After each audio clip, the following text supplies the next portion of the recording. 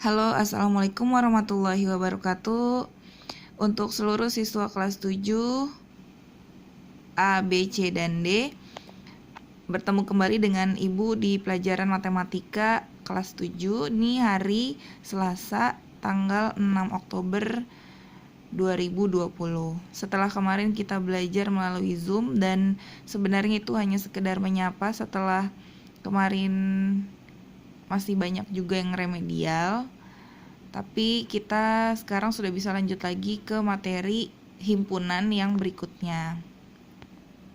Untuk materi himpunan, kali ini pertemuannya adalah tentang membahas cara menulis himpunan. Jadi ada 3 cara. Yang pertama adalah dengan metode deskripsi, yaitu dengan kata-kata. Jadi kita tuliskan menggunakan kalimat, namanya juga kata-kata kan. Yang pertama, himpunan itu biasanya ditulis dengan huruf besar dari A sampai Z. Jadi kalau kayak gini ini berarti himpunan A, himpunan B, himpunan C. Himpunan A adalah himpunan bilangan genap kurang dari 10. B. Himpunan B adalah bilangan genap antara 1 dan 10. Himpunan C adalah bilangan genap mulai dari 1 sampai 10. Ketiga kalimat ini jelas berbeda ya artinya. Kemudian kamu harus pahami bahwa himpunan itu tidak selalu menghitung, jadi bisa saja dia mendaftarkan anggotanya seperti ini. Nah, membicarakan masalah mendaftarkan anggotanya itu adalah metode tabulasi. Jadi contoh yang pertama di metode deskripsi disebutkan bahwa himpunan A adalah bilangan genap kurang dari 10. Jadi kita tulis himpunan bilangan genap kurang dari 10. Bilangan genap itu dimulai dengan angka 2, 4, 6, 8, 10. Nah, karena ini kurang dari 10, berarti 10-nya tidak perlu ditulis. Kemudian yang berikutnya adalah himpunan B, bilangan genap antara 1 dan 10. Bilangan genap antara 1 dan 10, bilangan genap mulainya dari angka 2, 4, 6, 8. Kebetulan sama. Antara berarti 1 dan 10 tidak perlu ditulis, dan kebetulan 1 itu bilangan ganjil, 10 itu bilangan genap. Jadi yang 10-nya nggak perlu ditulis karena antara. Jadi kalau antara itu di tengah-tengahnya antara angka 1 dan 10. Berikutnya C, bilangan genap mulai dari 1 sampai 10. Kalau mulai dari berarti sebenarnya mulai dari angka 1, tapi karena angka 1 bukan bilangan genap, jadi kita lanjut ke 2, 4, 6, 8, 10. Karena kenapa 10-nya ikut di sini sampai 10 seperti itu. Yang terakhir adalah metode bersyarat atau notasi. Nah, ini menggunakan kalimat matematika yang biasanya ditulis himpunan A di mana A anggotanya adalah X, di mana kalau di sini bilangan genap kurang dari 10 berarti X. Jadi bilangan genapnya itu kita misalkan X kurang dari 10. Kemudian X anggota, itu elemen itu anggota bilangan genap.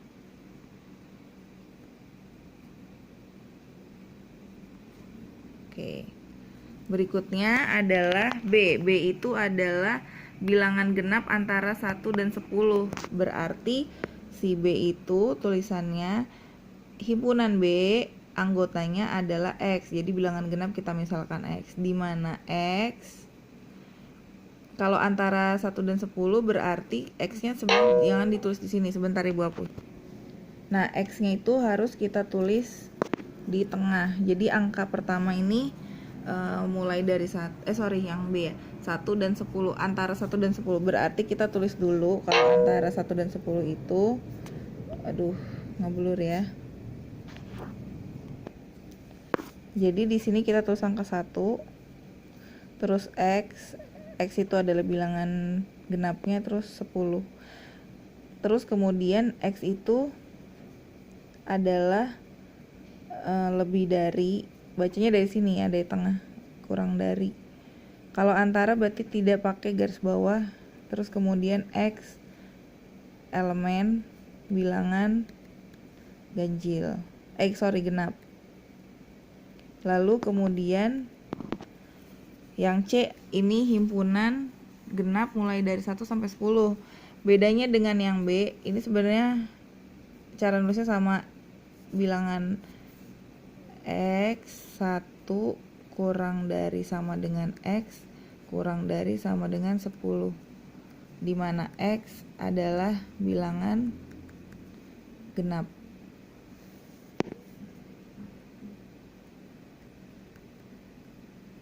Nah, di sini pasti yang notasi ini kamu pasti masih bingung.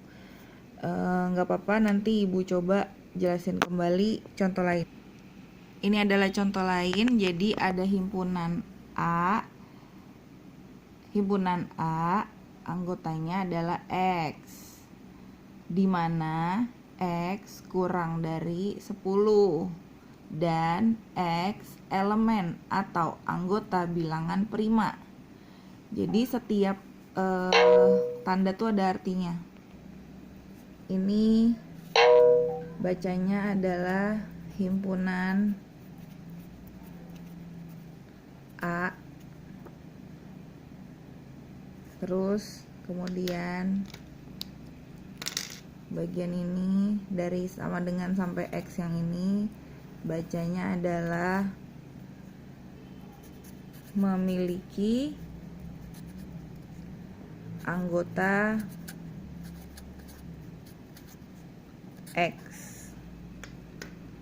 Kemudian tanda ini yang kayak angka 1 padahal dia garis, ini bacanya di mana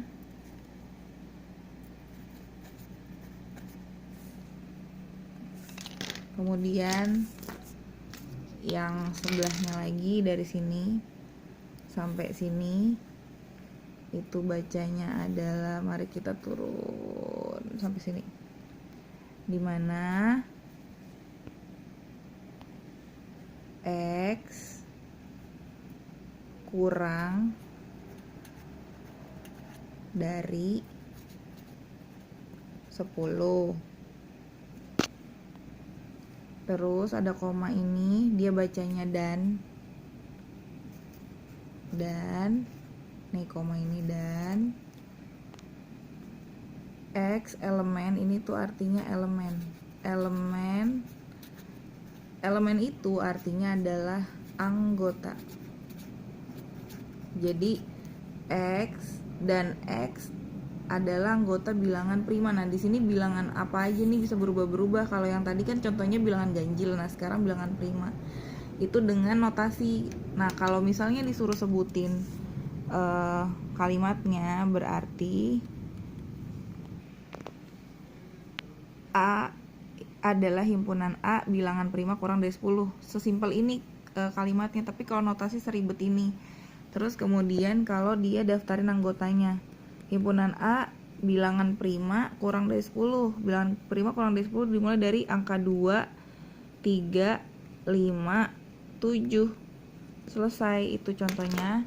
Kemudian di sini kamu kerjain latihan di LKS untuk hari ini, ada di halaman ini, halaman 26, nomor 1, 2, 3, 4, 5, nomor 1 sampai 5. Oke, terima kasih. Assalamualaikum warahmatullahi wabarakatuh.